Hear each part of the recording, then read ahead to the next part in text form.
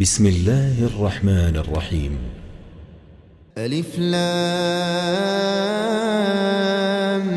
ميم. ذلك الكتاب لا ريب فيه هدى للمتقين الذين يؤمنون بالغيب ويقيمون الصلاة ومما رزقناهم ينفقون والذين يؤمنون بما أنزل إليك وما أنزل من قبلك وبالآخرة هم يوقنون أولئك على هدى من ربهم وأولئك هم المفلحون إن الذين كفروا سواء عليهم أأنذرتهم أم لم تنذرهم لا يؤمنون ختم الله على قلوبهم وعلى سمعهم وعلى أبصارهم غشاوة ولهم عذاب عظيم ومن الناس من يقول آمنا بالله وباليوم الآخر وما هم بمؤمنين يخادعون الله والذين آمنوا وما يخدعون إلا أنفسهم وما يشعرون في قلوبهم مرض فزادهم الله مرضا ولهم عذاب أليم بما كانوا يكذبون وإذا قيل لهم لا تفسدوا في الأرض قالوا إنما نحن مصلحون ألا إنهم هم المفسدون ولكن لا يشعرون وإذا قيل لهم آمنوا كما آمن الناس قالوا أنؤمن كما آمن السفهاء ألا إنهم هم السفهاء ولكن لا يعلمون وإذا لقوا الذين آمنوا قالوا آمنا وإذا خلوا إلى شياطينهم قالوا إنا معكم إنما نحن مستهزئون الله يستهزئ بهم ويمدهم في طغيانهم يعمهون أولئك الذين اشتروا الضلالة بالهدى فما ربحت تجارتهم وما كانوا مهتدين مثلهم كمثل الذي استوقد نارا فلما أضاءت ما حوله ذهب الله بنورهم وتركهم في ظلمات لا يبصرون صم بكم عمي فهم لا يرجعون أو كصيب من السماء فيه ظلمات ورعد وبرق يجعلون أصابعهم في آذانهم من الصواعق حذر الموت والله محيط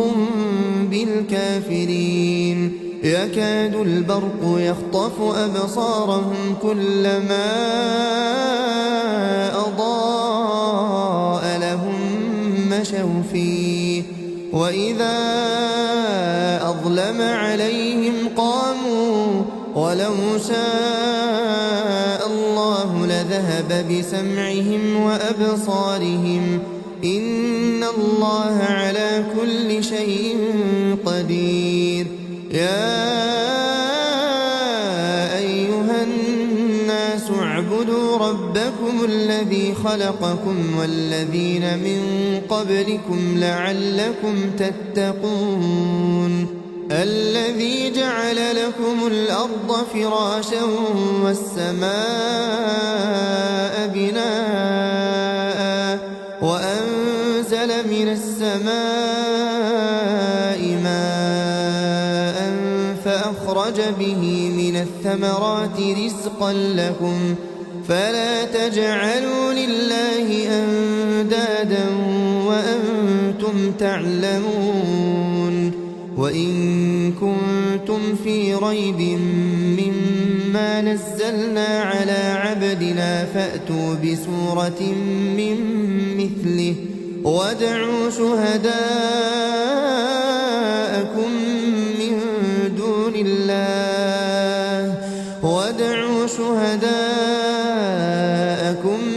من دون الله إن كنتم صادقين فإن لم تفعلوا ولن تفعلوا فاتقوا النار التي وقودها الناس والحجارة أعدت للكافرين وبشر الذين آمنوا وعملوا الصالحات أن لهم جنات تجري من تحتها الأنهار كلما رزقوا منها من ثمرة رزقا قالوا هذا الذي رزقنا من قبل وأتوا به متشابها ولهم فيها أزواج مطهرة وهم فيها خالدون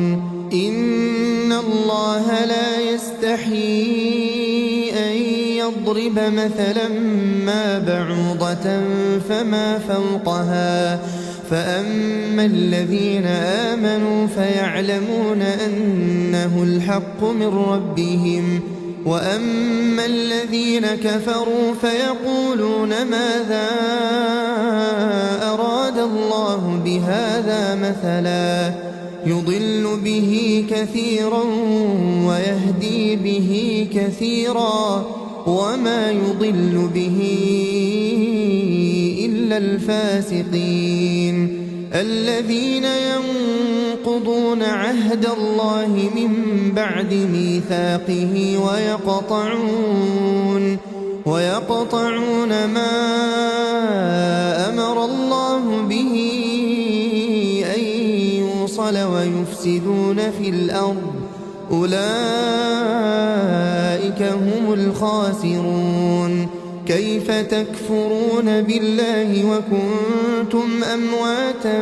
فأحياكم ثم يميتكم ثم يحييكم ثم إليه ترجعون هو الذي خلق لكم ما في الأرض جميعا ثم استوى إلى السماء فسواهن 7 سماوات وهو بكل شيء عليم وإذ قال ربك للملائكة إني جاعل في الأرض خليفة قالوا أتجعل فيها من يفسد فيها ويسفك الدماء ونحن نسبح بحمدك ونقدس لك قال إني أعلم ما لا تعلمون وعلم آدم الأسماء كلها ثم عرضهم على الملائكة فقال أنبئوني بأسماء هؤلاء إن كنتم صادقين قالوا سبحانك لا علم لنا إلا ما علمتنا إنك أنت العليم الحكيم قال يا آدم أنبئهم بأسمائهم فلما أنبأهم بأسمائهم قال ألم أقل لكم إني أعلم غيب السماوات والأرض وأعلم ما تبدون وما كنتم تكتمون وإذ قلنا للملائكة اسجدوا لآدم فسجدوا إلا إبليس أبى واستكبر وكان من الكافرين وقلنا يا آدم اسكن أنت وزوجك الجنة وكلا منها رغدا حيث شئتما ولا تقربا هذه الشجرة فتكونا من الظالمين فأزلهما الشيطان عنها فأخرجهما مما كانا فيه وقلنا اهبطوا بعضكم لبعض عدو ولكم في الأرض مستقر ومتاع إلى حين فتلقى آدم من ربه كلمات فتاب عليه إنه هو التواب الرحيم قلنا اهبطوا منها جميعا فإما يأتينكم مني هدى فمن تبع هداي فلا خوف عليهم ولا هم يحزنون والذين كفروا وكذبوا بآياتنا أولئك أصحاب النار هم فيها خالدون يا بني إسرائيل اذكروا نعمتي التي أنعمت عليكم وأوفوا بعهدي أوف بعهدكم وإياي فارهبون وآمنوا بما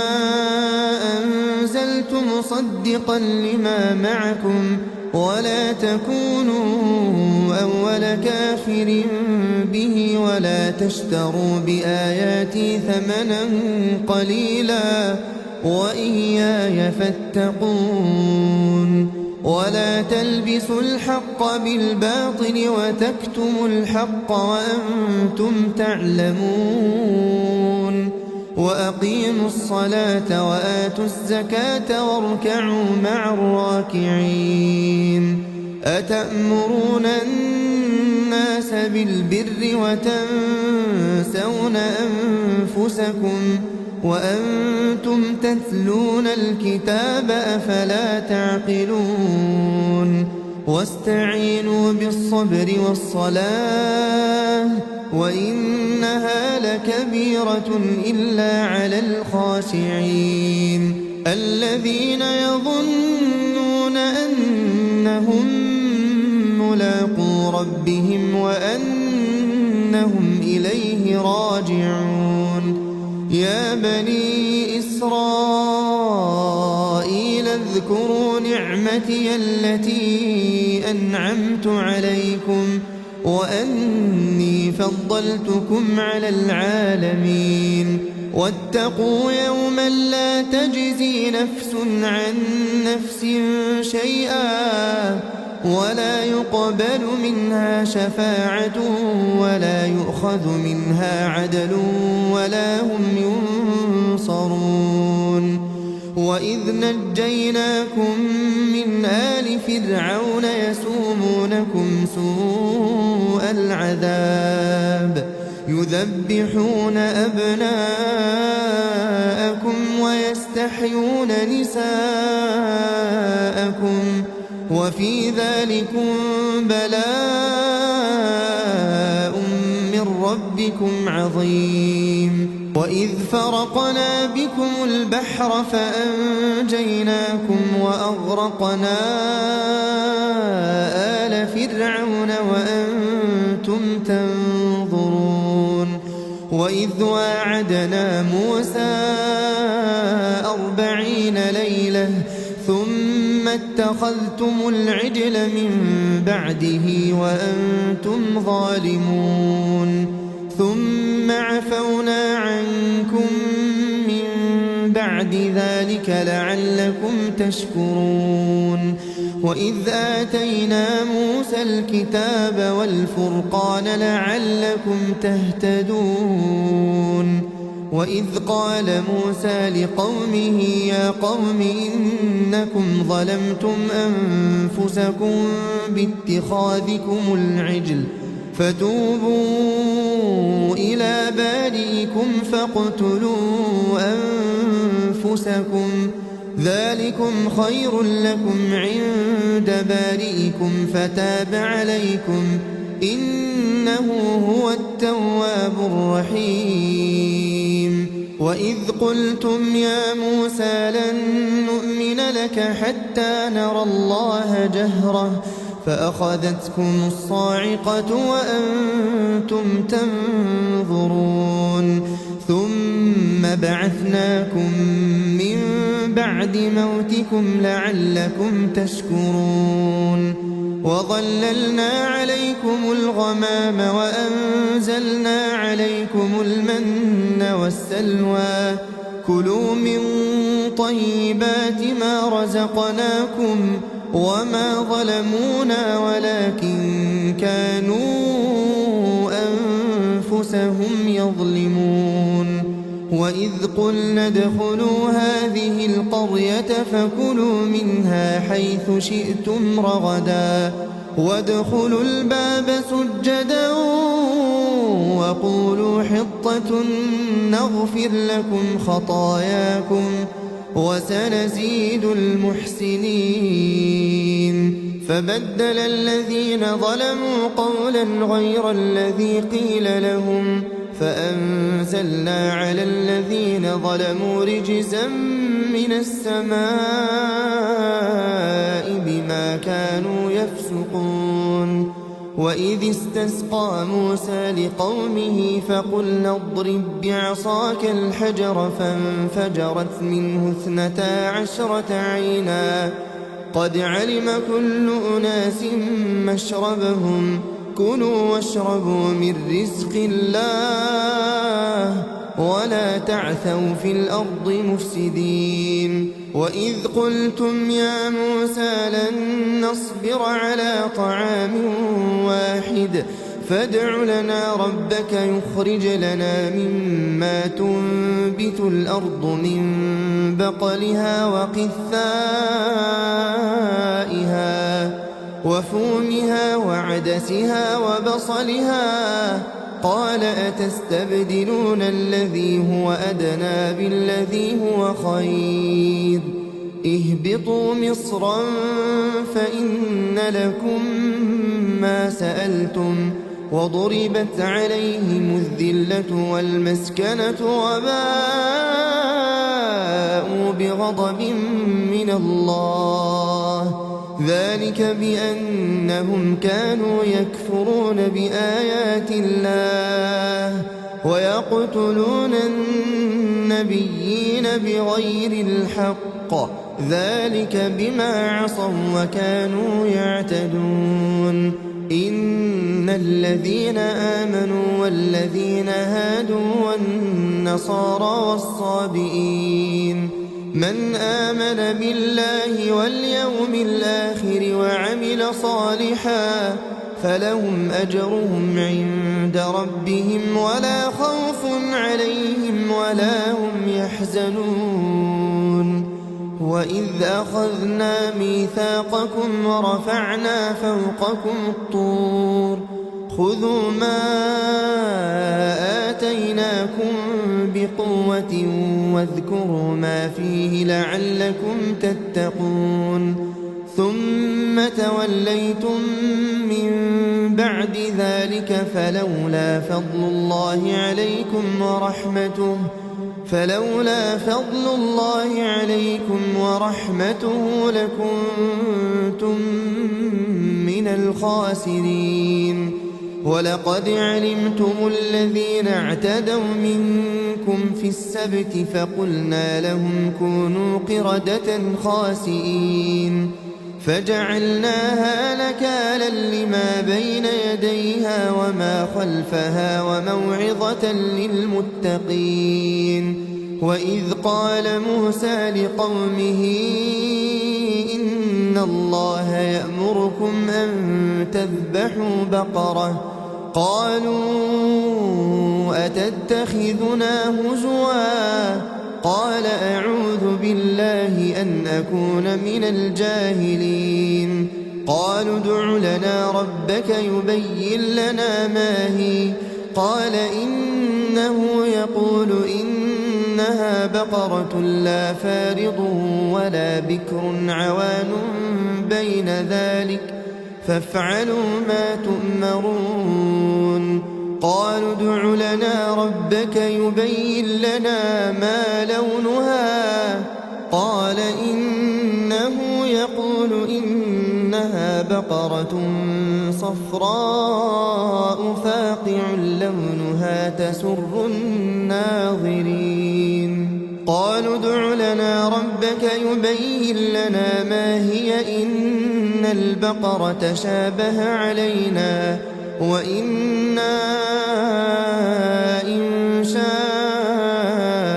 الله لمهتدون قال إنه يقول إنها بقرة لا ذلول تثير الأرض ولا تسقي الحرث مسلمة لا شية فيها قالوا الآن جئت بالحق فذبحوها وما كادوا يفعلون وإذ قتلتم نفسا فادارأتم فيها والله مخرج ما كنتم تكتمون فقلنا اضربوه ببعضها كذلك يحيي الله الموتى ويريكم آياته لعلكم تعقلون ثم قست قلوبكم من بعد ذلك فهي كالحجارة أو أشد قسوة وإن من الحجارة لما يتفجر منه الأنهار وإن منها لما يشقق فيخرج منه الماء وإن منها لما يهبط من خشية الله وما الله بغافل عما تعملون أفتطمعون أن يؤمنوا لكم وقد كان فريق منهم يسمعون كلام الله ثم يحرفونه من بعد ما عقلوه وهم يعلمون وإذا لقوا الذين آمنوا قالوا آمنا وإذا خلا بعضهم إلى بعض قالوا أتحدثونهم بما فتح الله عليكم ليحاجوكم به عند ربكم أفلا تعقلون أولا يعلمون أن الله يعلم ما يسرون وما يعلنون ومنهم أميون لا يعلمون الكتاب إلا أماني وإن هم إلا يظنون فويل للذين يكتبون الكتاب بأيديهم ثم يقولون هذا من عند الله ليشتروا به ثمنا قليلا فويل لهم مما كتبت أيديهم وويل لهم مما يكسبون وقالوا لن تمسنا النار إلا أياما معدودة قل أتخذتم عند الله عهدا فلن يخلف الله عهده أم تقولون على الله ما لا تعلمون بلى من كسب سيئة وأحاطت به خطيئته فأولئك أصحاب النار هم فيها خالدون والذين آمنوا وعملوا الصالحات أولئك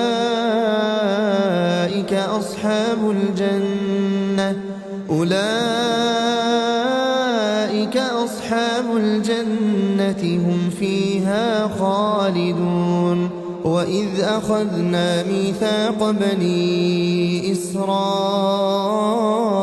لا تعبدون إلا الله وبالوالدين إحسانا وذي القربى واليتامى والمساكين وقولوا للناس حسنا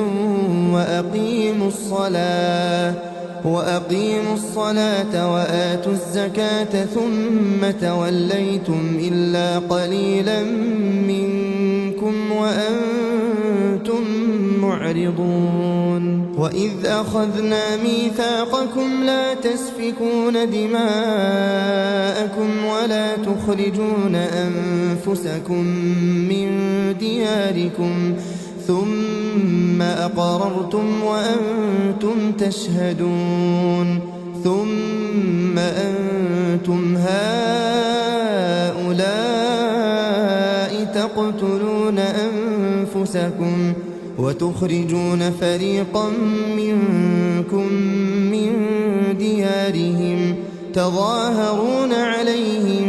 بالإثم والعدوان وإن يأتوكم أسارى تفادوهم وهو محرم عليكم إخراجهم أفتؤمنون ببعض الكتاب وتكفرون ببعض فما جزاء من يفعل ذلك منكم إلا خزي في الحياة الدنيا ويوم القيامة يردون إلى أشد العذاب وما الله بغافل عما تعملون أولئك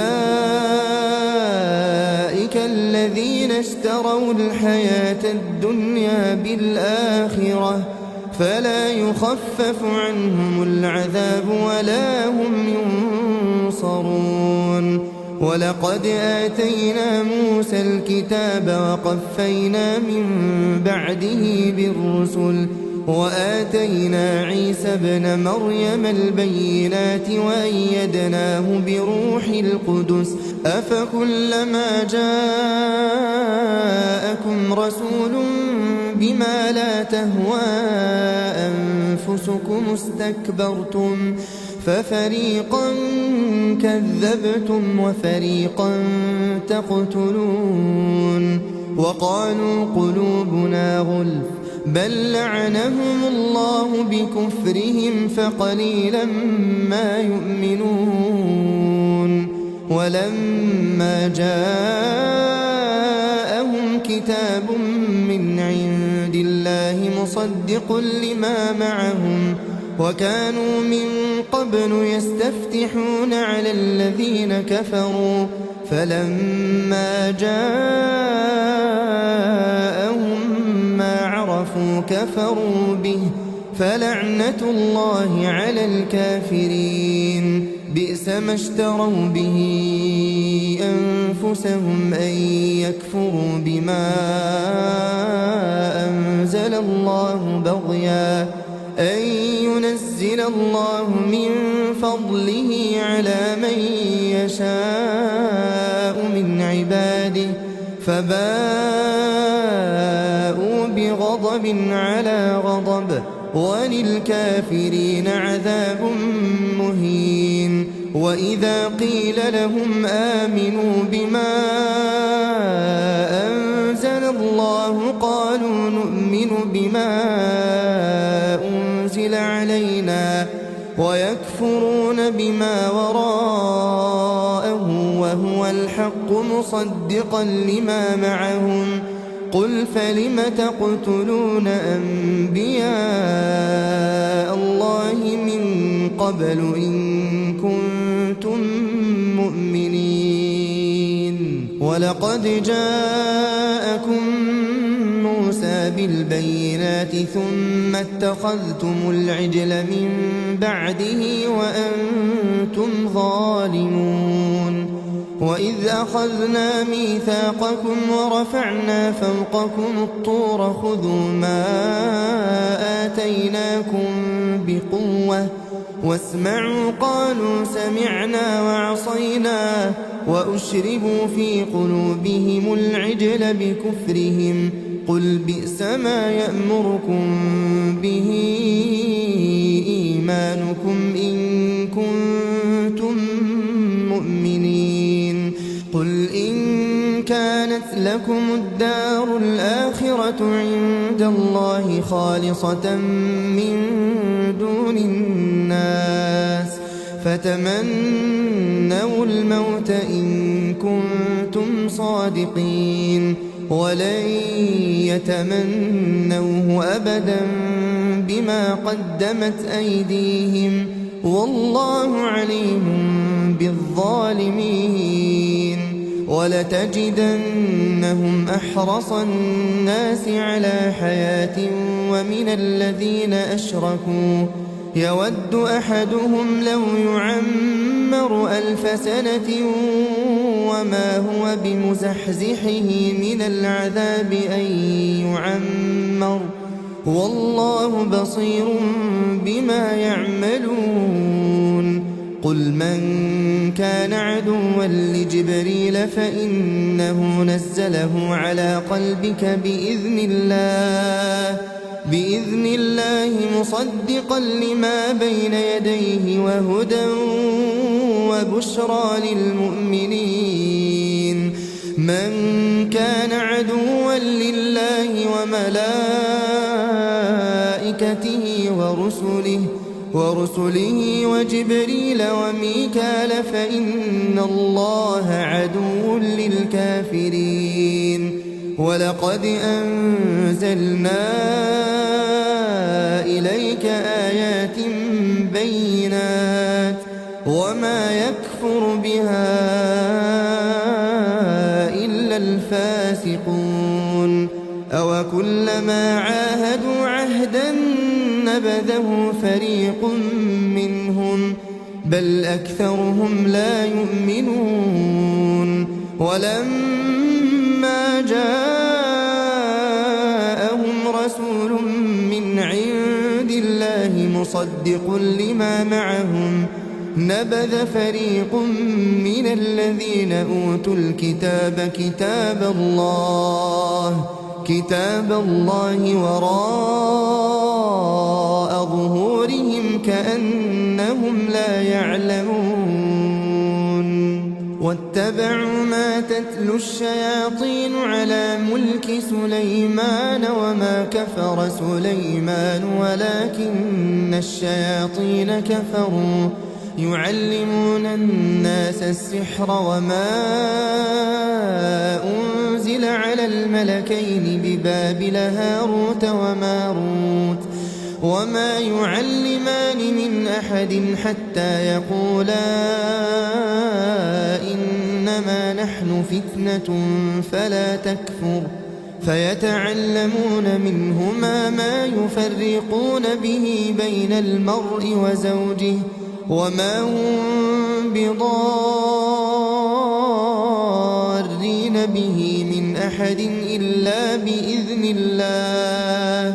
ويتعلمون ما يضرهم ولا ينفعهم ولقد علموا لمن اشتراه ما له في الآخرة من خلاق ولبئس ما شروا به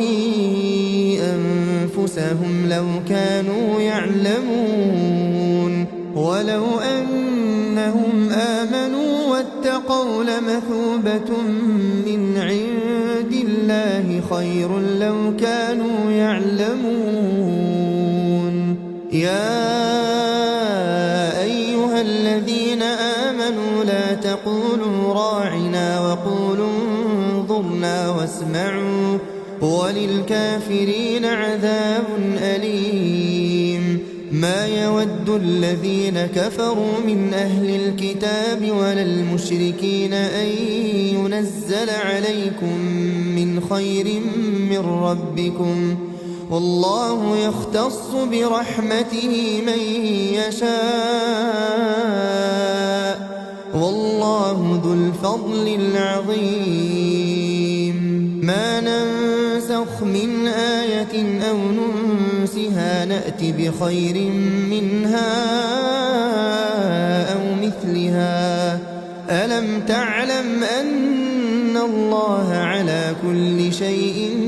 قدير ألم تعلم أن الله له ملك السماوات والأرض وما لكم من دون الله من ولي ولا نصير أم تريدون أن تسألوا رسولكم كما سئل موسى من قبل ومن يتبدل الكفر بالإيمان فقد ضل سواء السبيل ود كثير من أهل الكتاب لو يردونكم من بعد إيمانكم كفارا حسدا من عند أنفسهم من بعد ما تبين لهم الحق فاعفوا واصفحوا حتى يأتي الله بأمره إن الله على كل شيء قدير وأقيموا الصلاة وآتوا الزكاة وما تقدموا لأنفسكم من خير تجدوه عند الله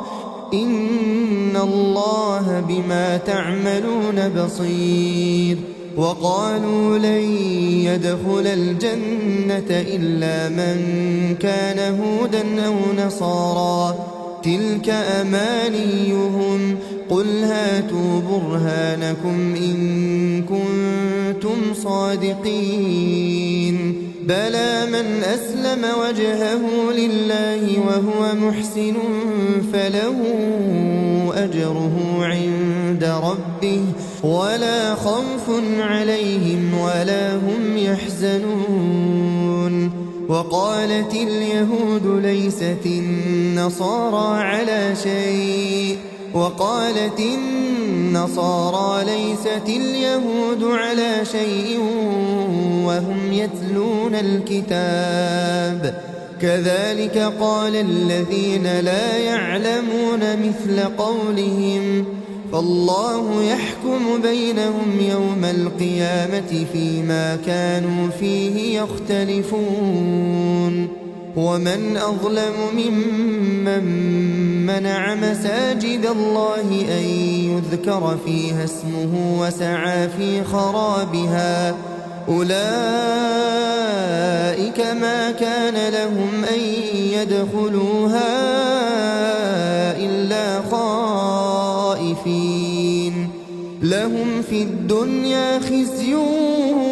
ولهم في الآخرة عذاب عظيم ولله المشرق والمغرب فأينما تولوا فثم وجه الله إن الله واسع عليم وقالوا اتخذ الله ولدا سبحانه بل له ما في السماوات والأرض كل له قانتون بديع السماوات والأرض وإذا قضى أمرا فإنما يقول له كن فيكون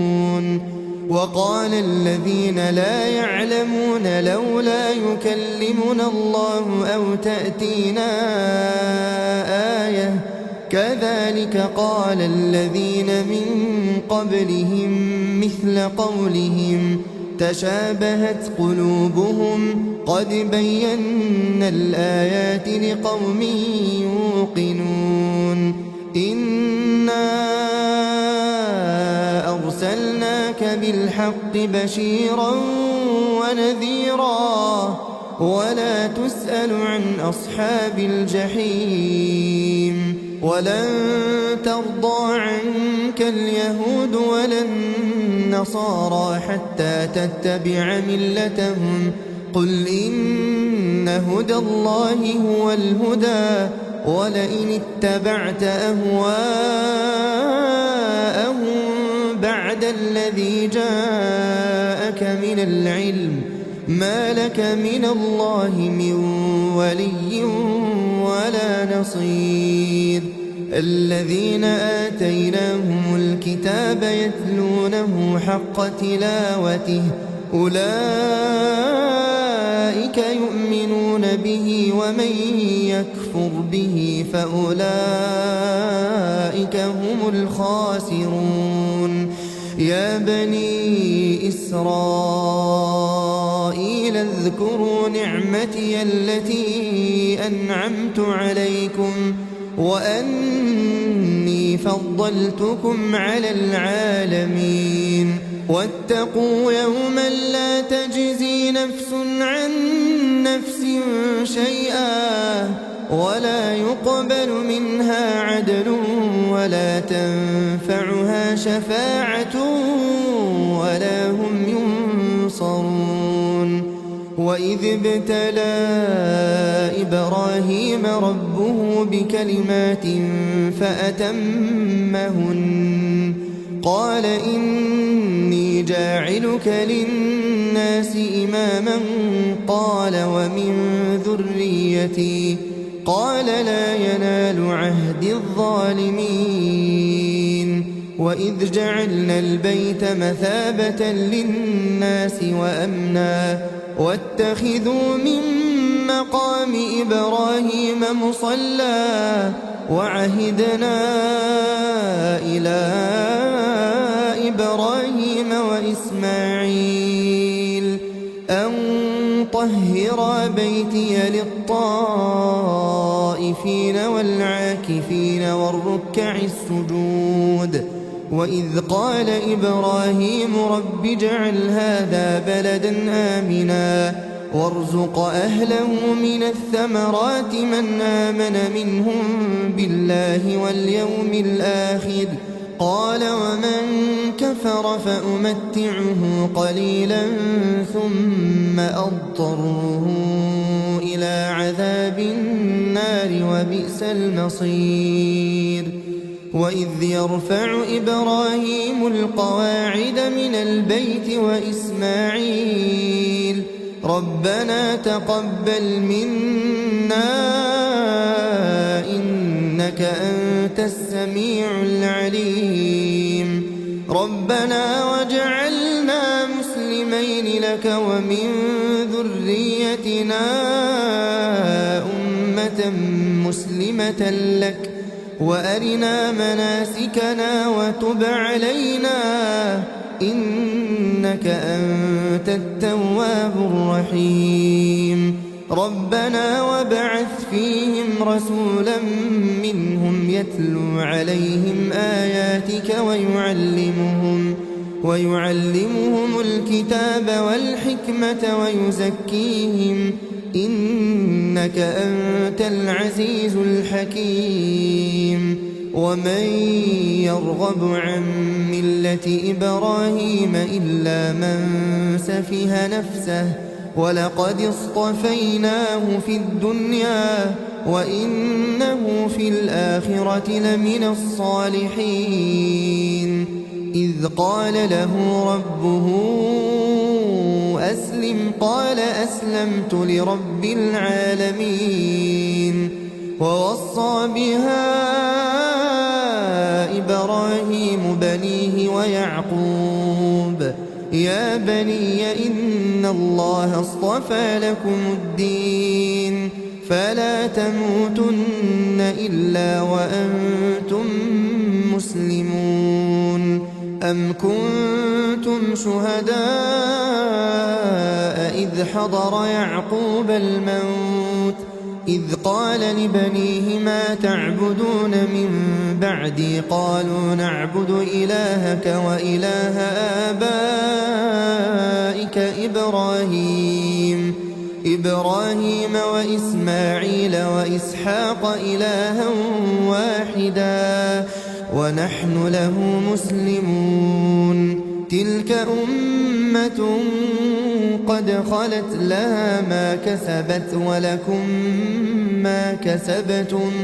ولا تسألون عما كانوا يعملون وقالوا كونوا هودا أو نصارى تهتدوا قل بل ملة إبراهيم حنيفا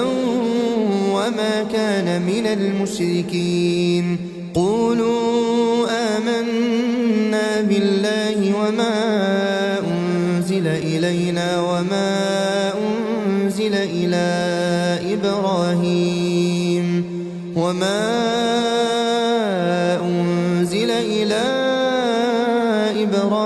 وإسماعيل وإسحاق ويعقوب والأسباط وما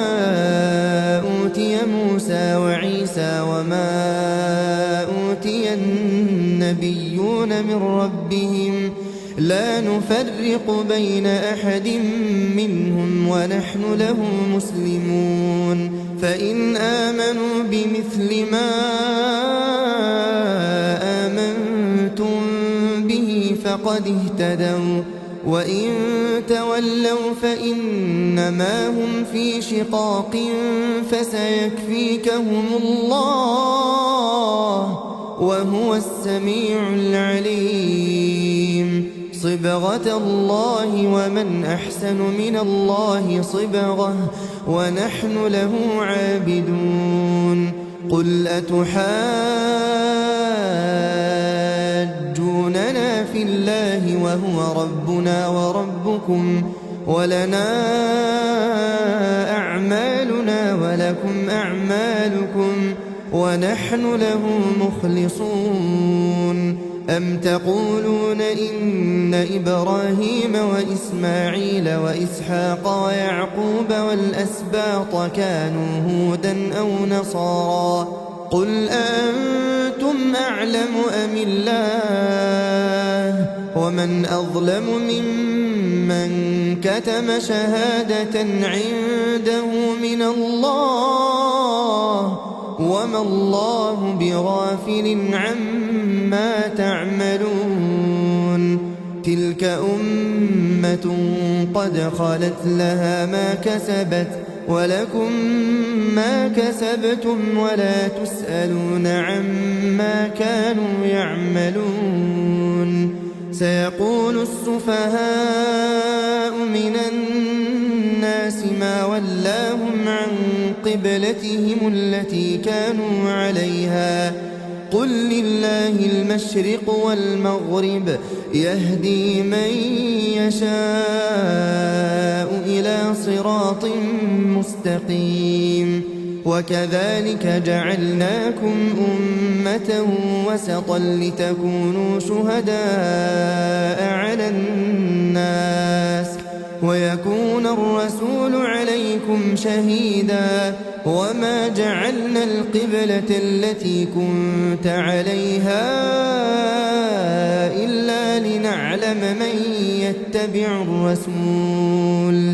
إلا لنعلم من يتبع الرسول ممن ينقلب على عقبيه وإن كانت لكبيرة إلا على الذين هدى الله وما كان الله ليضيع إيمانكم إن الله بالناس لرءوف رحيم قد نرى تقلب وجهك في السماء فلنولينك قبلة ترضاها فول وجهك شطر المسجد الحرام وحيث ما كنتم فولوا وجوهكم شطره وإن الذين أوتوا الكتاب ليعلمون أنه الحق من ربهم وما الله بغافل عما يعملون ولئن أتيت الذين أوتوا الكتاب بكل آية ما تبعوا قبلتك وما أنت بتابع قبلتهم وما بعضهم بتابع قبلة بعض ولئن اتبعت أهواءهم من بعد ما جاءك من العلم إنك إذا لمن الظالمين. الذين آتيناهم الكتاب يعرفونه كما يعرفون أبناءهم وإن فريقا منهم ليكتمون الحق وهم يعلمون. الحق من ربك فلا تكونن من الممترين. ولكل وجهة هو موليها فاستبقوا الخيرات أينما تكونوا يأت بكم الله جميعا إن الله على كل شيء قدير. ومن حيث خرجت فول وجهك شطر المسجد الحرام وإنه للحق من ربك وما الله بغافل عما تعملون. ومن حيث خرجت فول وجهك شطر المسجد الحرام وحيث ما كنتم فولوا وجوهكم شطره لئلا يكون للناس عليكم حجة إلا الذين ظلموا منهم فلا تخشوهم واخشوني ولأتم نعمتي عليكم ولعلكم تهتدون. كما أرسلنا فيكم رسولا منكم يتلو عليكم آياتنا ويزكيكم ويعلمكم الكتاب والحكمة ويعلمكم ما لم تكونوا تعلمون. فاذكروني أذكركم واشكروا لي ولا تكفرون. يا أيها الذين آمنوا استعينوا بالصبر والصلاة إن الله مع الصابرين. ولا تقولوا لمن يقتل في سبيل الله أموات بل أحياء ولكن لا تشعرون. ولنبلونكم بشيء من الخوف والجوع ونقص من الأموال والأنفس والثمرات وبشر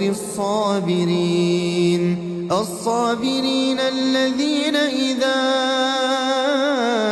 أصابتهم مصيبة قالوا إنا لله وإنا إليه راجعون. أولئك عليهم صلوات من ربهم ورحمة وأولئك هم المهتدون. إن الصفا والمروة من شعائر الله فمن حج البيت أو اعتمر فلا جناح عليه أن يطوف بهما ومن تطوع خيرا فإن الله شاكر عليم. إن الذين يكتمون ما أنزلنا من البينات والهدى من بعد ما بيناه للناس في الكتاب أولئك يلعنهم الله ويلعنهم اللاعنون إلا الذين تابوا وأصلحوا وبينوا فأولئك أتوب عليهم وأنا التواب الرحيم. إن الذين كفروا وماتوا وهم كفار أولئك فعليهم لعنة الله والملائكة والناس أجمعين خالدين فيها لا يخفف عنهم العذاب ولا هم ينظرون وإلهكم إله واحد لا إله إلا هو الرحمن الرحيم إن في خلق السماوات والأرض واختلاف الليل والنهار والفلك التي تجري في البحر بما ينفع الناس وما أنزل الله من السماء من ماء فأحيا به الأرض بعد موتها وبث فيها من كل دابة وتصريف الرياح والسحاب المسخر بين السماء والأرض لآيات لقوم يعقلون ومن الناس من يتخذ من دون الله أندادا يحبونهم كحب الله والذين آمنوا أشد حبا لله ولو يرى الذين ظلموا إذ يرون العذاب أن القوة لله جميعا وأن الله شديد العذاب إذ تبرأ الذين اتبعوا من الذين اتبعوا ورأوا العذاب وتقطعت بهم الأسباب وقال الذين اتبعوا لو أن لنا كرة فنتبرأ منهم كما تبرأوا منا كذلك يريهم الله أعمالهم حسرات عليهم وما هم بخارجين من النار يا أيها الناس كلوا مما في الأرض حلالا طيبا ولا تتبعوا خطوات الشيطان إنه لكم عدو مبين إنما يأمركم بالسوء والفحشاء وأن تقولوا على الله ما لا تعلمون وإذا قيل لهم اتبعوا ما أنزل الله قالوا بل نتبع ما ألفينا عليه آباءنا أولو كان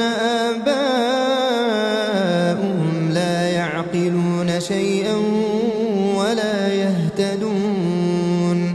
ومثل الذين كفروا كمثل الذي ينعق بما لا يسمع إلا دعاء ونداء صم بكم عمي فهم لا يعقلون يا أيها الذين آمنوا كلوا من طيبات ما رزقناكم واشكروا لله إن كنتم إياه تعبدون إنما حرم عليكم الميتة والدم ولحم الخنزير وما أهل به لغير الله فمن اضطر غير باغ ولا عاد فلا إثم عليه إن الله غفور رحيم إن الذين يكتمون ما أنزل الله من الكتاب ويشترون به ثمنا قليلا أولئك ما يأكلون في بطونهم إلا النار ولا يكلمهم الله يوم القيامة ولا يزكيهم ولهم عذاب أليم. أولئك الذين اشتروا الضلالة بالهدى والعذاب بالمغفرة فما أصبرهم على النار.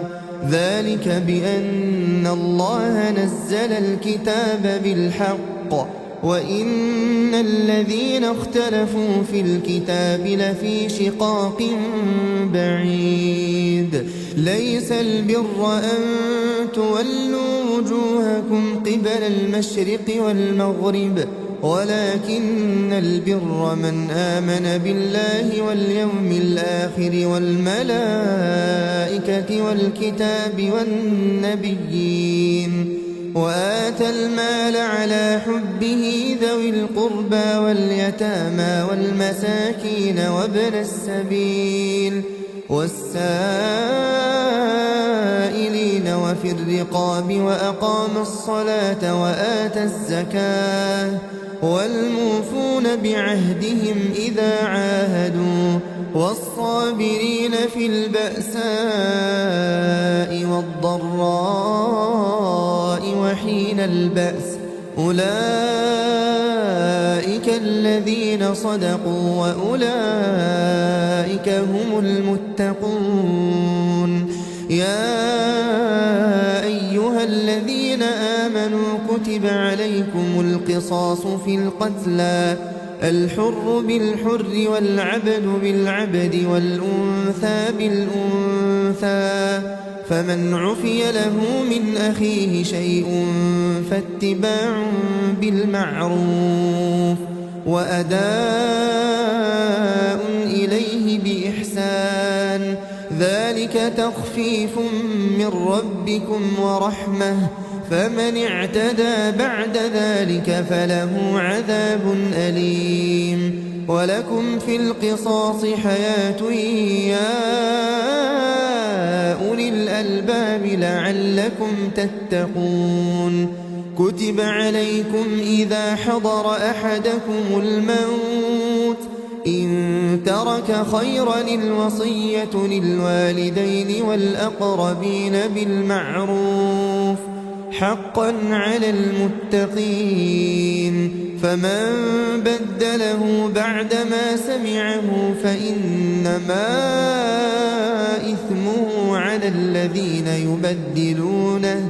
إن الله سميع عليم. فمن خاف من موص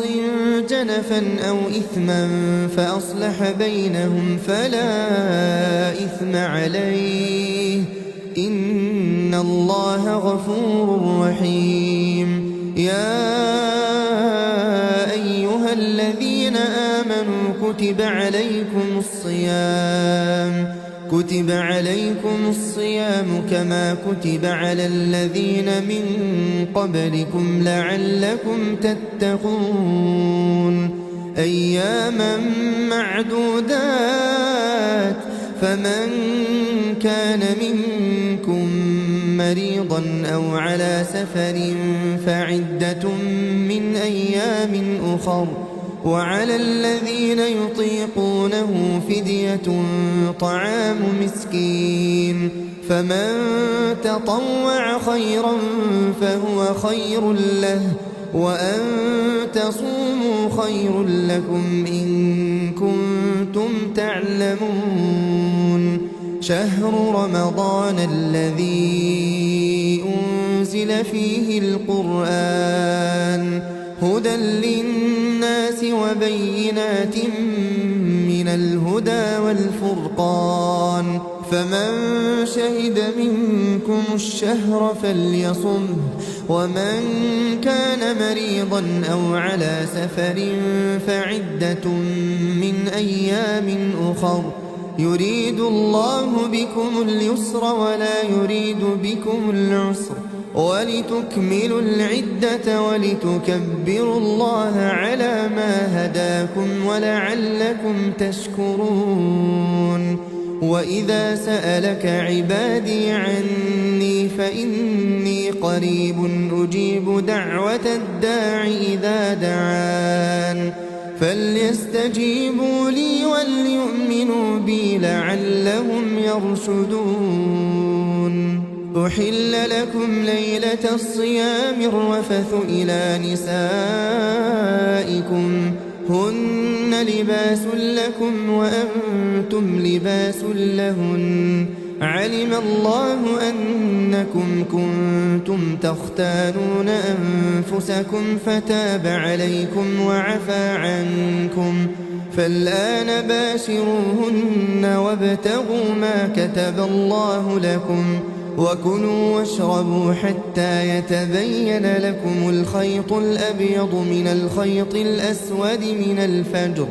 ثم أتموا الصيام إلى الليل ولا تباشروهن وأنتم عاكفون في المساجد تلك حدود الله فلا تقربوها كذلك يبين الله آياته للناس لعلهم يتقون. ولا تأكلوا أموالكم بينكم بالباطل وتدلوا بها إلى الحكام لتأكلوا فريقا من أموال الناس بالإثم وأنتم تعلمون. يسألونك عن الأهلة قل هي مواقيت للناس والحج وليس البر بأن تأتوا البيوت من ظهورها ولكن البر من اتقى وأتوا البيوت من أبوابها واتقوا الله لعلكم تفلحون. وقاتلوا في سبيل الله الذين يقاتلونكم ولا تعتدوا إن الله لا يحب المعتدين. واقتلوهم حيث ثقفتموهم وأخرجوهم من حيث أخرجوكم والفتنة أشد من القتل ولا تقاتلوهم عند المسجد الحرام حتى يقاتلوكم فيه فإن قاتلوكم فاقتلوهم كذلك جزاء الكافرين. فإن انتهوا فإن الله غفور رحيم. وقاتلوهم حتى لا تكون فتنة ويكون الدين لله فإن انتهوا فلا عدوان إلا على الظالمين. الشهر الحرام بالشهر الحرام والحرمات قصاص فمن اعتدى عليكم فاعتدوا عليه بمثل ما اعتدى عليكم واتقوا الله واعلموا أن الله مع المتقين. وأنفقوا في سبيل الله ولا تلقوا بأيديكم إلى التهلكة وأحسنوا إن الله يحب المحسنين. وأتموا الحج والعمرة لله فإن أحصرتم فما استيسر من الهدي ولا تحلقوا رؤوسكم حتى يبلغ الهدي محله فمن كان منكم مريضا أو به أذى من رأسه ففدية من صيام أو صدقة أو نسك فإذا أمنتم فمن تمتع بالعمرة إلى الحج فما استيسر من الهدي فمن لم يجد فصيام 3 أيام في الحج و7 إذا رجعتم تلك 10 كاملة ذلك لمن لم يكن أهله حاضر المسجد الحرام. واتقوا الله واعلموا أن الله شديد العقاب. الحج أشهر معلومات فمن فرض فيهن الحج فلا رفث ولا فسوق ولا جدال في الحج وما تفعلوا من خير يعلمه الله وتزودوا فإن خير الزاد التقوى واتقون يا أولي الألباب ليس عليكم جناح أن تبتغوا فضلا من ربكم فإذا أفضتم من عرفات فاذكروا الله عند المشعر الحرام واذكروه كما هداكم وإن كنتم من قبله لمن الضالين ثم أفيضوا من حيث أفاض الناس واستغفروا الله إن الله غفور رحيم فإذا قضيتم مناسككم فاذكروا الله كذكركم آباءكم أو أشد ذكرا فمن الناس من يقول ربنا آتنا في الدنيا وما له في الآخرة من خلاق ومنهم من يقول ربنا آتنا في الدنيا حسنة وفي الآخرة حسنة وقنا عذاب النار أولئك لهم نصيب مما كسبوا والله سريع الحساب واذكروا الله في أيام معدودات فمن تعجل في يومين فلا إثم عليه ومن تأخر فلا إثم عليه لمن اتقى واتقوا الله واعلموا أنكم إليه تحشرون ومن الناس من يعجبك قوله في الحياة الدنيا ويشهد الله على ما في قلبه وهو ألد الخصام وإذا تولى سعى في الأرض ليفسد فيها ويهلك الحرث والنسل والله لا يحب الفساد وإذا قيل له اتق الله أخذته العزة بالإثم فحسبه جهنم ولبئس المهاد ومن الناس من يشري نفسه ابتغاء مرضات الله والله رؤوف بالعباد يا أيها الذين آمنوا ادخلوا في السلم كافة ولا تتبعوا خطوات الشيطان إنه لكم عدو مبين فإن زللتم من بعد ما جاءتكم البينات فاعلموا أن الله عزيز حكيم هل ينظرون إلا أن يأتيهم الله في ظلل من الغمام والملائكة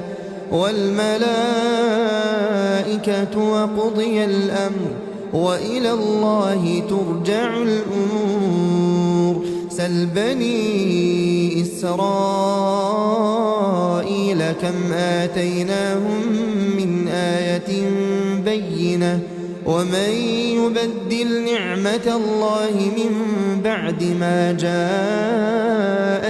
فإن الله شديد العقاب زين للذين كفروا الحياة الدنيا ويسخرون من الذين آمنوا والذين اتقوا فوقهم يوم القيامة والله يرزق من يشاء بغير حساب.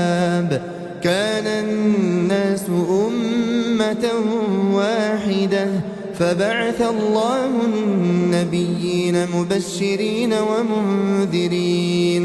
وأنزل معهم الكتاب بالحق ليحكم بين الناس فيما اختلفوا فيه وما اختلف فيه إلا الذين أوتوه من بعد ما جاءتهم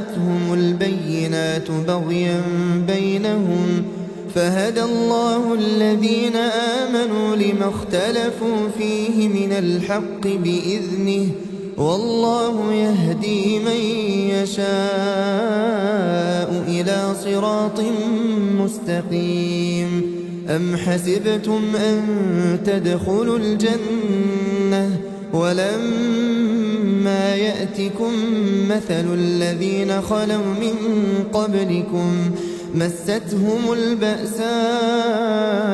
والضراء وزلزلوا حتى يقول الرسول والذين آمنوا معه متى نصر الله ألا إن نصر الله قريب. يسألونك ماذا ينفقون قل ما أنفقتم من خير فللوالدين والأقربين واليتامى والمساكين وابن السبيل وما تفعلوا من خير فإن الله به عليم. كتب عليكم القتال وهو كره لكم وعسى أن تكرهوا شيئا وهو خير لكم وعسى أن تحبوا شيئا وهو شر لكم والله يعلم وأنتم لا تعلمون. يسألونك عن الشهر الحرام قتال فيه قل قتال فيه كبير وصد عن سبيل الله وكفر به والمسجد الحرام وإخراج أهله منه أكبر عند الله والفتنة أكبر من القتل ولا يزالون يقاتلونكم حتى يردوكم عن دينكم إن استطاعوا ومن يرتدد منكم عن دينه فيمت وهو كافر فأولئك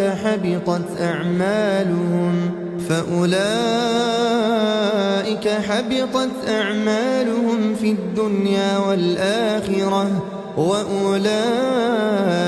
أصحاب النار هم فيها خالدون. إن الذين آمنوا والذين هاجروا وجاهدوا في سبيل الله أولئك يرجون رحمة الله والله غفور رحيم. يسألونك عن الخمر والميسر قل فيهما إثم كبير ومنافع للناس وإثمهما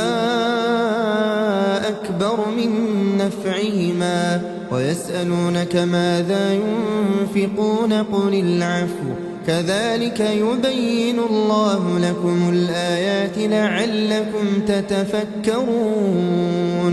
في الدنيا والآخرة.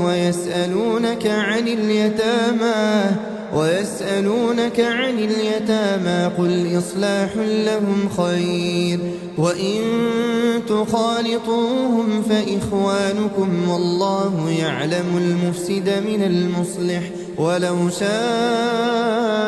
الله لأعنتكم إن إن الله عزيز حكيم ولا تنكحوا المشركات حتى يؤمنن ولأمة مؤمنة خير من مشركة ولو أعجبتكم ولا تنكحوا المشركين حتى يؤمنوا ولعبد مؤمن خير من مشرك ولو أعجبكم أولئك يدعون إلى النار والله يدعو إلى الجنة والمغفرة بإذنه ويبين آياته للناس لعلهم يتذكرون ويسألونك عن المحيض قل هو أذى فاعتزلوا النساء في المحيض ولا تقربوهن حتى يطهرن فإذا تطهرن فأتوهن من حيث أمركم الله إن الله يحب التوابين ويحب المتطهرين نساؤكم حرث لكم فأتوا حرثكم أنى شئتم وقدموا لأنفسكم واتقوا الله واعلموا أنكم ملاقوه وبشر المؤمنين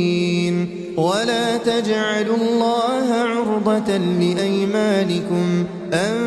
تبروا وتتقوا وتصلحوا بين الناس والله سميع عليم لا يؤاخذكم الله باللغو في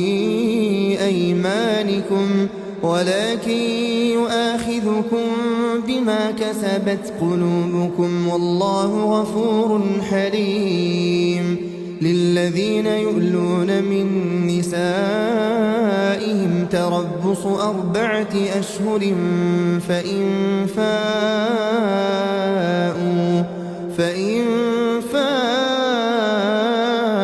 فإن الله غفور رحيم وإن عزموا الطلاق فإن الله سميع عليم والمطلقات يتربصن بأنفسهن 3 قروء ولا يحل لهن أن يكتمن ما خلق الله في أرحامهن إن كن يؤمن بالله واليوم الآخر وبعولتهن أحق بردهن في ذلك إن أرادوا إصلاحا ولهن مثل الذي عليهن بالمعروف وللرجال عليهن درجة والله عزيز حكيم الطلاق 2 فإمساكم بمعروف أو تسريح بإحسان ولا يحل لكم أن تأخذوا مما آتيتموهن شيئا إلا أن يخافا ألا يقيما حدود الله فإن خفتم ألا يقيما حدود الله فلا جناح عليهما فيما افتدت به تلك حدود الله فلا تعتدوها ومن يتعد حدود الله فأولئك هم الظالمون فإن طلقها فلا تحل له من بعد حتى تنكح زوجا غيره فإن طلقها فلا جناح عليهما أن يتراجعا إن ظنا أن يقيما حدود الله وتلك حدود الله يبينها لقوم يعلمون وإذا طلقتم النساء فبلغن أجلهن فأمسكوهن بمعروف أو سرحوهن بمعروف ولا تمسكوهن ضرارا لتعتدوا ومن يفعل ذلك فقد ظلم نفسه ولا تتخذوا آيات الله هزوا واذكروا نعمة الله عليكم وما أنزل عليكم من الكتاب والحكمة يعظكم به واتقوا الله واعلموا أن الله بكل شيء عليم وإذا طلقتم النساء فبلغن أجلهن فلا تعضلوهن أن ينكحن أزواجهن إذا تراضوا بينهم بالمعروف ذلك يوعظ به من كان منكم يؤمن بالله واليوم الآخر ذلكم أزكى لكم وأطهر والله يعلم وأنتم لا تعلمون والوالدات يرضعن أولادهن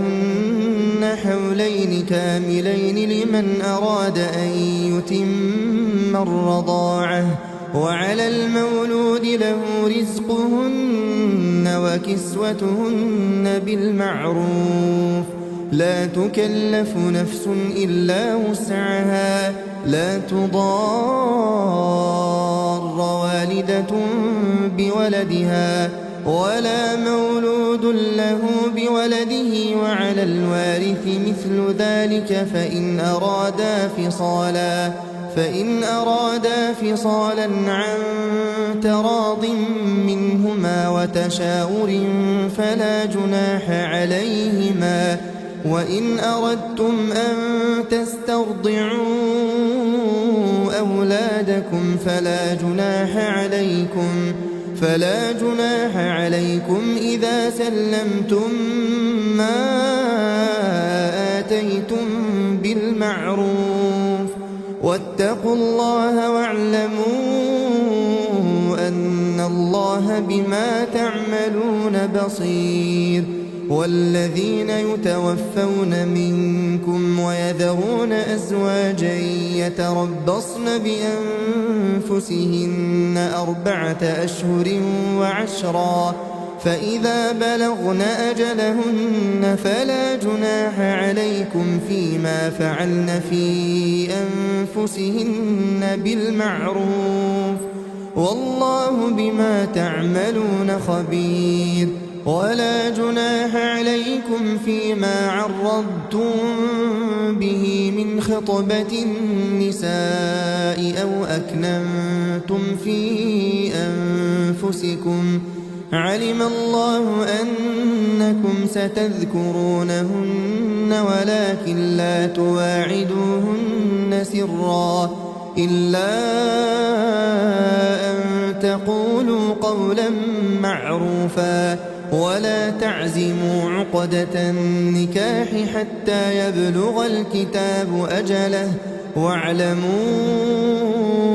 أن الله يعلم ما في أنفسكم فاحذروه واعلموا أن الله غفور حليم لا جناح عليكم إن طلقتم النساء ما لم تمسوهن أو تفرضوا لهن فريضة ومتعوهن على الموسع قدره وعلى المقتر قدره متاعا بالمعروف حقا على المحسنين وإن طلقتموهن من قبل أن تمسوهن وقد فرضتم لهن فريضة فنصف ما فرضتم إلا أن يعفون أو يعفو الذي بيده عقدة النكاح وأن تعفوا أقرب للتقوى ولا تنسوا الفضل بينكم إن الله بما تعملون بصير حافظوا على الصلوات والصلاة الوسطى وقوموا لله قانتين فإن خفتم فرجالا أو ركبانا فإذا أمنتم فاذكروا الله كما علمكم ما لم تكونوا تعلمون والذين يتوفون منكم ويذرون أزواجا وصية لأزواجهم متاعا إلى الحول غير إخراج فإن خرجن فلا جناح عليكم فيما فعلن في أنفسهن من معروف والله عزيز حكيم وللمطلقات متاع بالمعروف حقا على المتقين كذلك يبين الله لكم آياته لعلكم تعقلون ألم تر إلى الذين خرجوا من ديارهم وهم ألوف حذر الموت فقال لهم الله موتوا ثم أحياهم إن الله لذو فضل على الناس ولكن أكثر الناس لا يشكرون وقاتلوا في سبيل الله واعلموا أن الله سميع عليم من ذا الذي يقرض الله قرضا حسنا فيضاعفه له أضعافا كثيرة والله يقبض ويبسط وإليه ترجعون ألم تر إلى الملأ من بني إسرائيل من بعد موسى إذ قالوا لنبي لهم ابعث لنا ملكا نقاتل في سبيل الله قال هل عسيتم إن كتب عليكم القتال ألا تقاتلوا قالوا وما لنا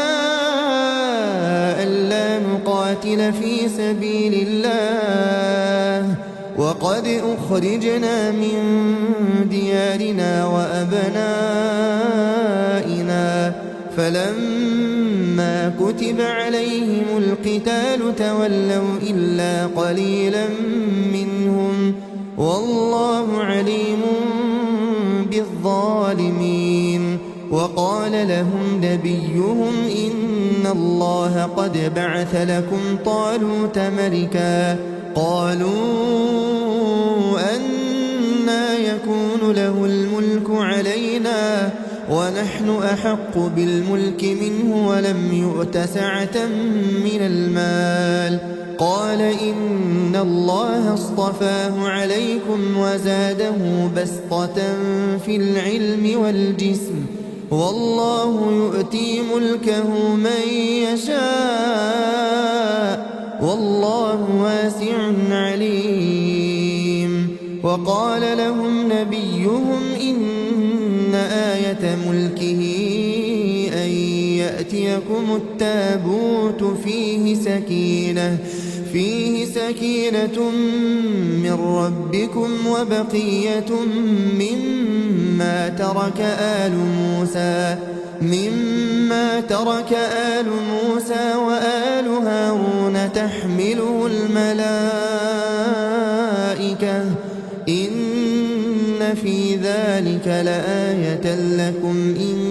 كنتم مؤمنين فلما فصل طالوت بالجنود قال إن الله مبتليكم بنهر فمن شرب منه فليس مني ومن لم يطعمه فإنه مني إلا من اغترف غرفة بيده فشربوا منه إلا قليلا منهم فلما جاوزه هو والذين آمنوا معه قالوا لا طاقة لنا اليوم بجالوت وجنوده قال الذين يظنون أنهم ملاقو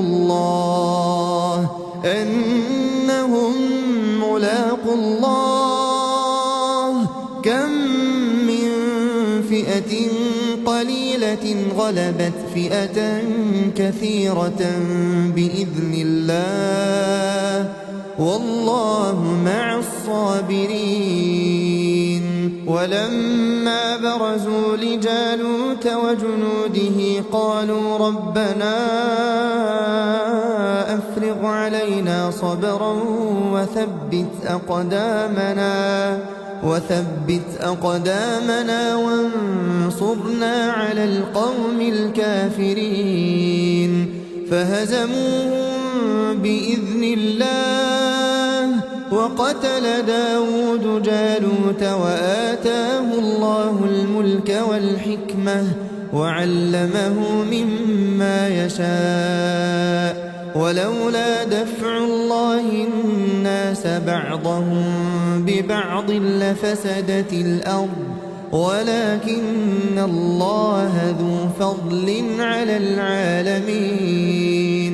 تلك آيات الله نتلوها عليك بالحق وإنك لمن المرسلين. تلك الرسل فضلنا بعضهم على بعض منهم من كلم الله ورفع بعضهم درجات وآتينا عيسى ابن مريم البينات وأيدناه بروح القدس ولو شاء الله ما اقتتل الذين من بعدهم من بعد ما جاءتهم البينات ولكن اختلفوا فمنهم من آمن ومنهم من كفر ولو شاء الله ما اقتتلوا ولكن الله يفعل ما يريد. يا أيها الذين آمنوا أنفقوا مما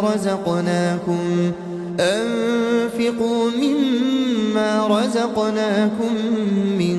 قبل أن يأتي يوم لا بيع فيه ولا خلة ولا شفاعة والكافرون هم الظالمون. الله لا إله إلا هو الحي القيوم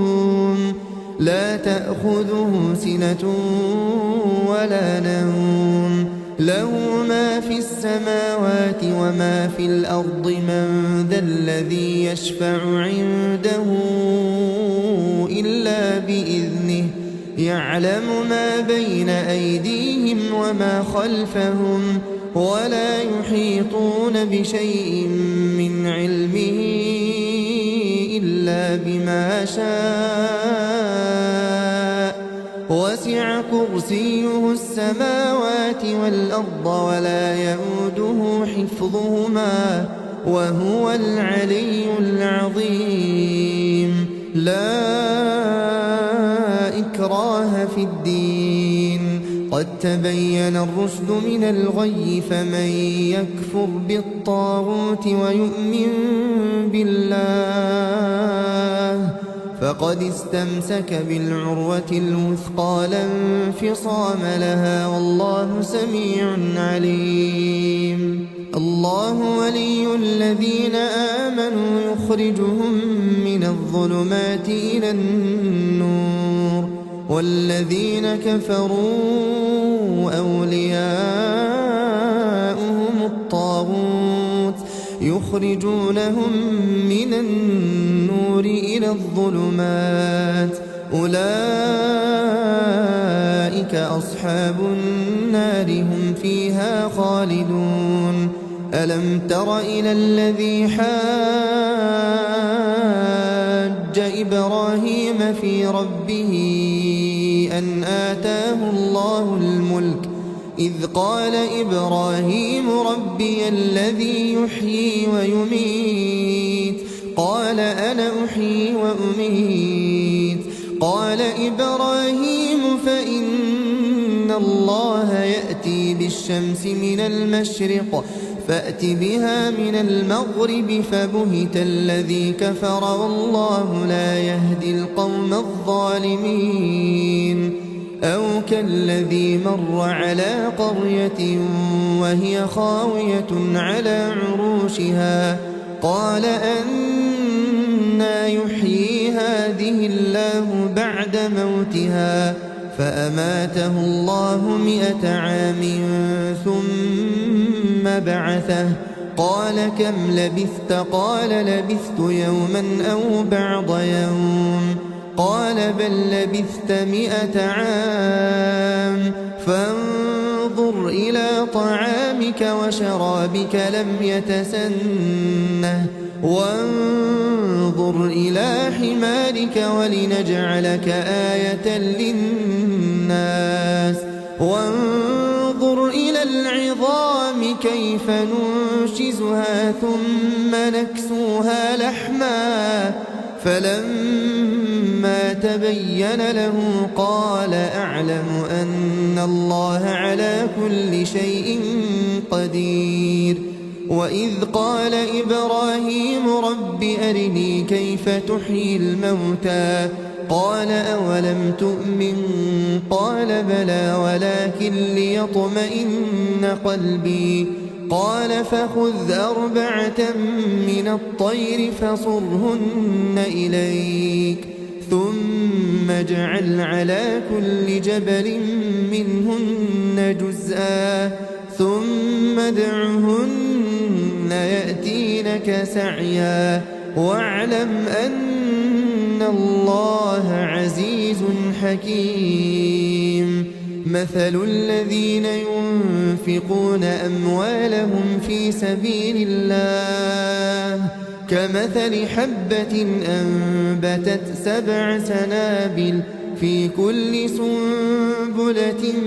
100 حبة والله يضاعف لمن يشاء والله واسع عليم الذين ينفقون أموالهم في سبيل الله ثم لا يتبعون ما أنفقوا منا ولا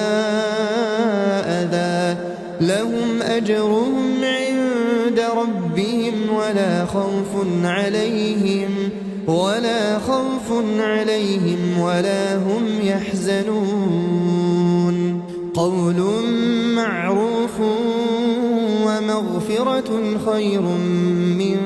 صدقة يتبعها أذى والله غني حليم يا أيها الذين آمنوا لا تبطلوا صدقاتكم بالمن والأذى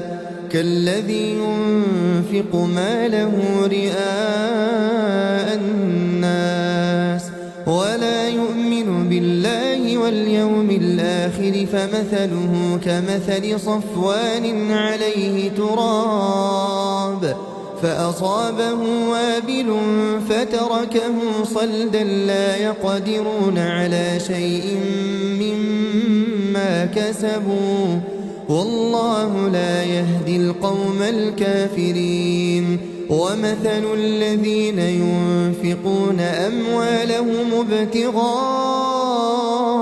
مرضات الله وتثبيتا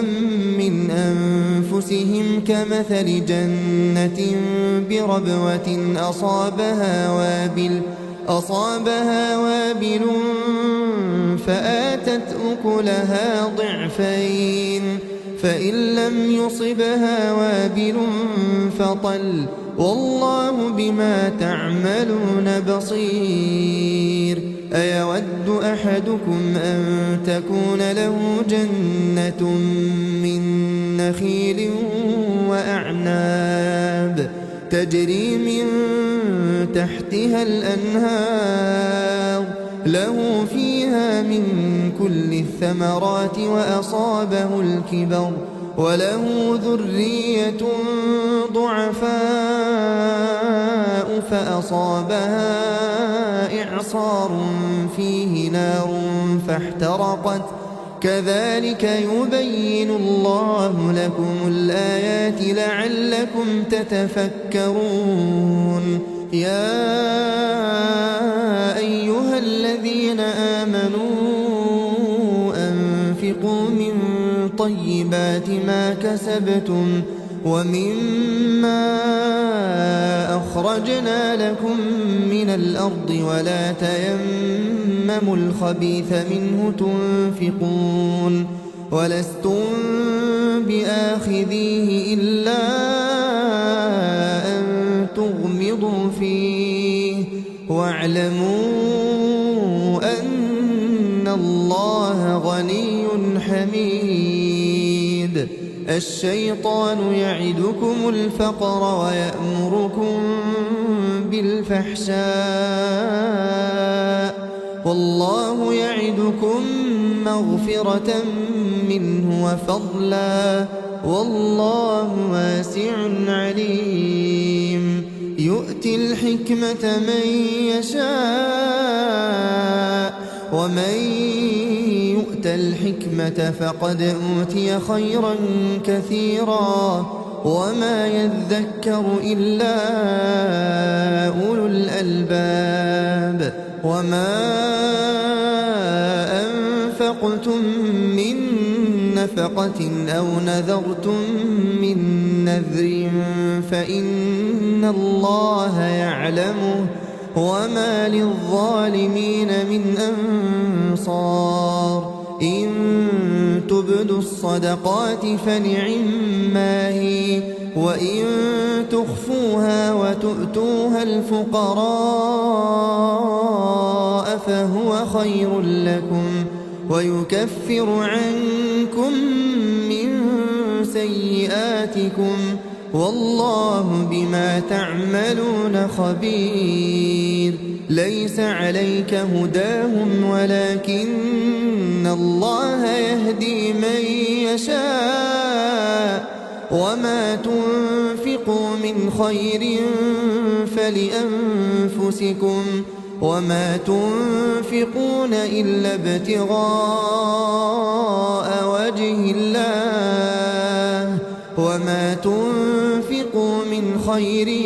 يوفى إليكم وأنتم لا تظلمون للفقراء الذين أحصروا في سبيل الله لا يستطيعون ضربا في الأرض يحسبهم الجاهل أغنياء من التعفف تعرفهم بسيماهم لا يسألون الناس إلحافا وما تنفقوا من خير فإن الله به عليم الذين ينفقون أموالهم بالليل والنهار سرا وعلانية فلهم أجرهم عند ربهم ولا خوف عليهم ولا هم يحزنون الذين يأكلون الربا لا يقومون إلا كما يقوم الذي يتخبطه الشيطان من المس ذلك بأنهم قالوا إنما البيع مثل الربا وأحل الله البيع وحرم الربا فمن جاءه موعظة من ربه فانتهى فله ما سلف وأمره إلى الله ومن عاد فأولئك أصحاب النار هم فيها خالدون يمحق الله الربا ويربي الصدقات والله لا يحب كل كفار أثيم إن الذين آمنوا وعملوا الصالحات وأقاموا الصلاة وآتوا الزكاة لهم أجرهم عند ربهم ولا خوف عليهم ولا هم يحزنون يا أيها الذين آمنوا اتقوا الله وذروا ما بقي من الربا إن كنتم مؤمنين فإن لم تفعلوا فأذنوا بحرب من الله ورسوله وإن تبتم فلكم رؤوس أموالكم لا تظلمون ولا تظلمون وإن كان ذو عسرة فنظرة إلى ميسرة وأن تصدقوا خير لكم إن كنتم تعلمون واتقوا يوما ترجعون فيه إلى الله ثم توفى كل نفس ما كسبت وهم لا يظلمون يا أيها الذين آمنوا إذا تداينتم بدين إلى أجل مسمى فاكتبوه وليكتب بينكم كاتب بالعدل ولا يأب كاتب أن يكتب كما علمه الله فليكتب وليملل الذي عليه الحق وليتق الله ربه ولا يبخس منه شيئا فإن كان الذي عليه الحق سفيها أو ضعيفا أو لا يستطيع أن يمل هو فليملل وليه بالعدل واستشهدوا شهيدين من رجالكم فإن لم يكونا رجلين فرجل وامرأتان ممن ترضون من الشهداء أن تضل إحداهما فتذكر إحداهما الأخرى ولا يأبى الشهداء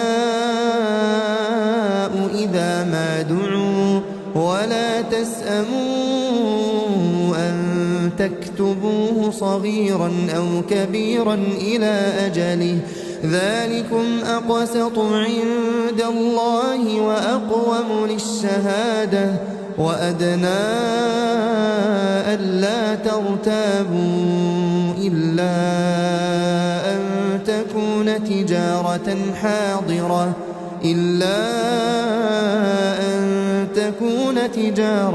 حاضرة تديرونها بينكم